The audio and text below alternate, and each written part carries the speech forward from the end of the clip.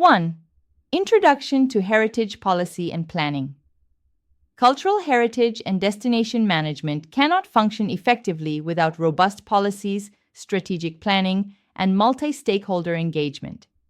This module explores how governments, communities, institutions, and private actors come together to create frameworks that protect heritage, guide development, and enhance the visitor experience in a culturally sustainable manner.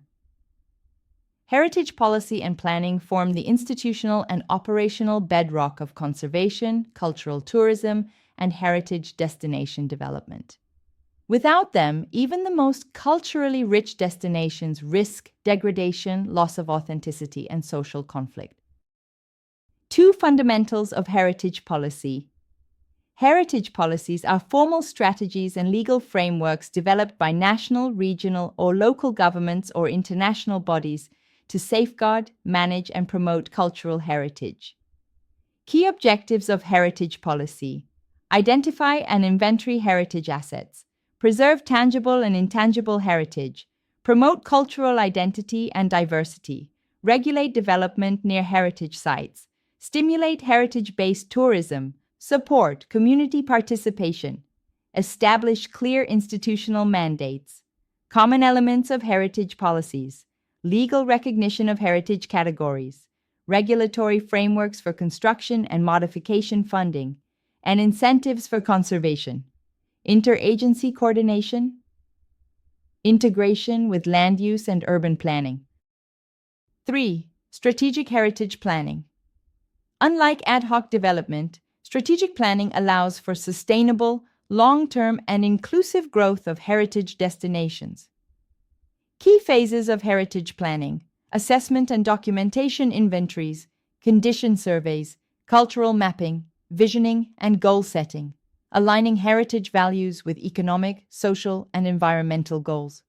Stakeholder identification: who owns, manages, uses, and benefits from the heritage. Policy and regulatory design: developing guidelines, codes, and bylaws. Implementation framework: roles, resources, partnerships, funding, and training. Monitoring and review: periodic evaluations, adjustments, and impact tracking.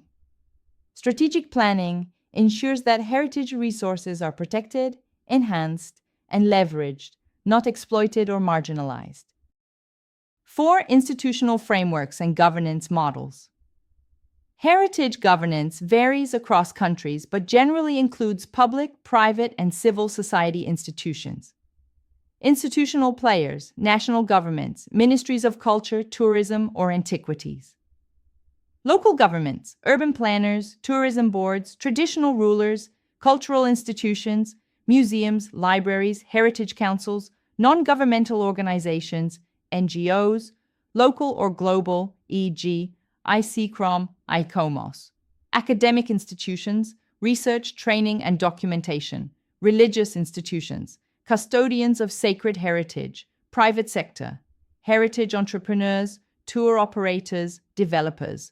Governance models: top-down models, centralized authority, often bureaucratic bottom-up models, community-led initiatives and custodianship. Collaborative models: joint management agreements, co-governance PPP, public-private partnerships, investment in heritage infrastructure with shared benefits. 5. Stakeholder engagement in heritage planning. Stakeholders are all individuals or groups that influence or are impacted by heritage management. Engaging them leads to better decision-making, ownership, and resilience. Types of stakeholders: primary stakeholders, local communities, heritage custodians, site managers.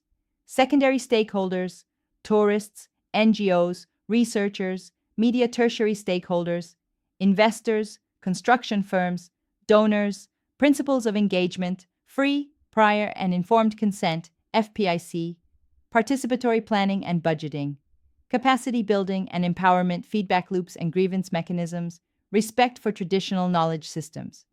Poor engagement leads to resistance, conflict, loss of trust, and unsustainable development. 6. International heritage policy frameworks.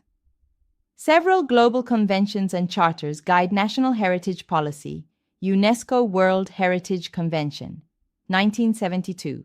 For safeguarding cultural and natural sites, UNESCO Intangible Cultural Heritage Convention, 2003. For oral traditions, knowledge, and rituals, UNESCO 2005. Convention on Cultural Diversity, the Bura Charter, Australia ICOMOS, the Nara Document on Authenticity, 1994, the Venice Charter, 1964.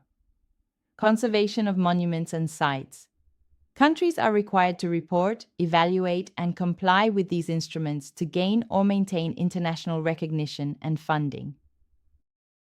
7. Financing cultural heritage management money is a critical driver of heritage outcomes. Poor financing leads to neglect, while smart investment fuels vibrant, self-sustaining heritage economies. Sources of funding: government budgets, e.g., ministries of culture, tourism. International donors, e.g., UNESCO, World Bank, EU, public-private partnerships, PPPs, tourism taxes and levies, foundations and philanthropists.